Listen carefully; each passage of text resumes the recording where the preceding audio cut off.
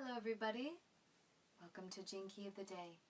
My name is Amelie and actually we don't have a name for our little dragonfly friend. We're gonna have to get you a name. Yes.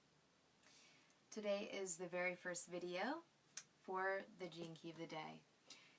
Yay! This is the beginning of the series and a place where we get to ask the question, where is the sun in the zodiacal I Ching? What gene key is being illuminated by the sun right now? So for right now, from March 24th to March 30th, we are in the hands of 17. 17! The great eye. The eye of consciousness. In fact, the only part of the mind to survive the death of the ego in Siddhic consciousness is omniscience, the omniscience of the 17th gene key. Here we go from opinion to farsightedness to omniscience. And just because I wear this googly eye does not mean that I am omniscient. No. In fact, later I'll share my own contemplations of this key in this week. But for now, I think I might take it off because I don't know if you could take me seriously. Or maybe I should leave it on. I don't know. Okay, I'll take it off. Is that weak of me? See? There I am. Self-critical.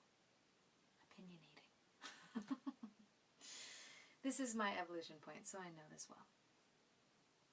So with this key right now, and what we're going to continue to do through Gene Key of the Day, is ask the question, how is this key showing up in your life right now? And what lessons does it bear for you?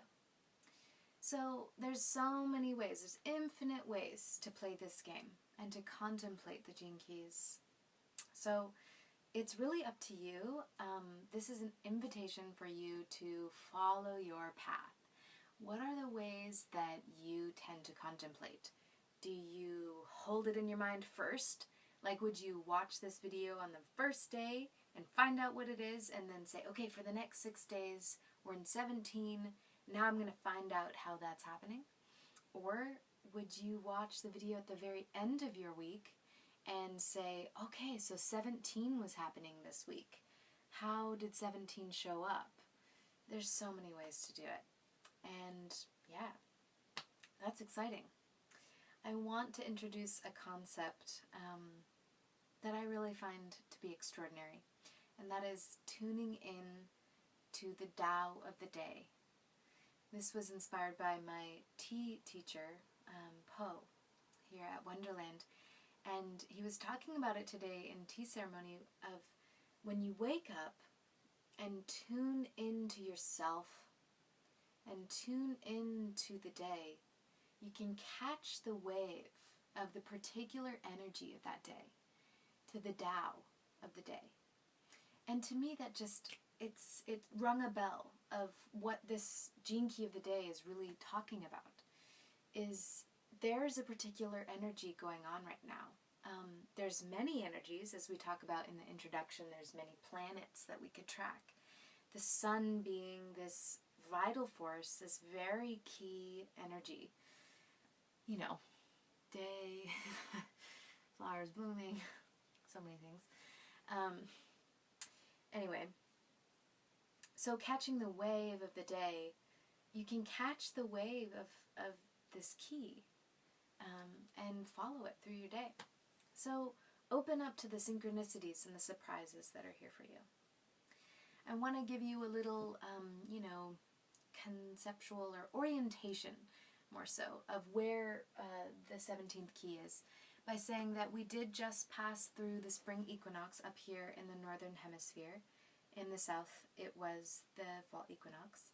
And whenever we make that passage from winter to spring up here in the north, and, you know, from Pisces to Aries, that burst of new life, the beginning of a new cycle, that's the 25th key.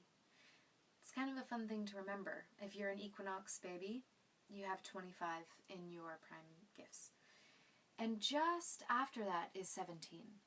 So this is, 25 kind of stands on the bridge, on the threshold, and 17 is this like first key that we come into. So it's a spring key for us in the north, and those in the south, it's the fall. And so, play with this. Play with all the little aspects. You can go into the living library and find out all the different things, like if you follow the I Ching, you can see what elements of the trigrams are involved in the 17th key, and so on and so forth. And we want you to share your contemplations with the community. So you can do that in a number of ways. You could do that below in the comments on this page. That would be really awesome if you added your stories and epiphanies. Also, if you use any of the social media like Twitter or Instagram or Facebook and things like that, you can hashtag GeneKey17, and whatever you post will go up on the Living Library page down on the social wall, so that's exciting.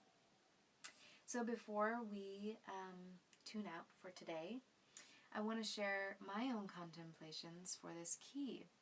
Being my evolution point, it held a bit of weight. And I actually didn't notice this until I started to contemplate in retrospect. The other day I was on my way home from the grocery store. It was actually night and I was by myself in the car, and I decided not to play music. And in the silence I just started to talk out loud to myself. And I said, I think it's a good time that we had a chat. And I just began to bare my soul. And it was like a journal entry.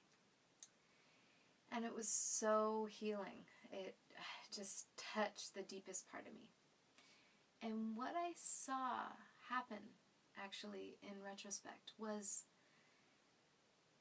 I was addressing all the places where I have been so hard on myself, so opinionated and self-critical. These are the repressive, reactive aspects of this 17th key. Like, another aspect of opinion is like creating a case against yourself, like trying to find all the flaws and make yourself bad. And I really addressed those parts of myself and just re-invoked this connection between my deepest heart and my true self, and really had this balm of healing. And it was so beautiful. It brought me back into self-love and into the place where I was settled and I knew my gifts, and I wasn't going to attack myself for just little things, but celebrate myself for being alive and coming to know myself in this way. So it was very beautiful, and I wanted to share that with you. So, in honor of the eye, once again, bring your art into this key, bring your contemplations to life, and we are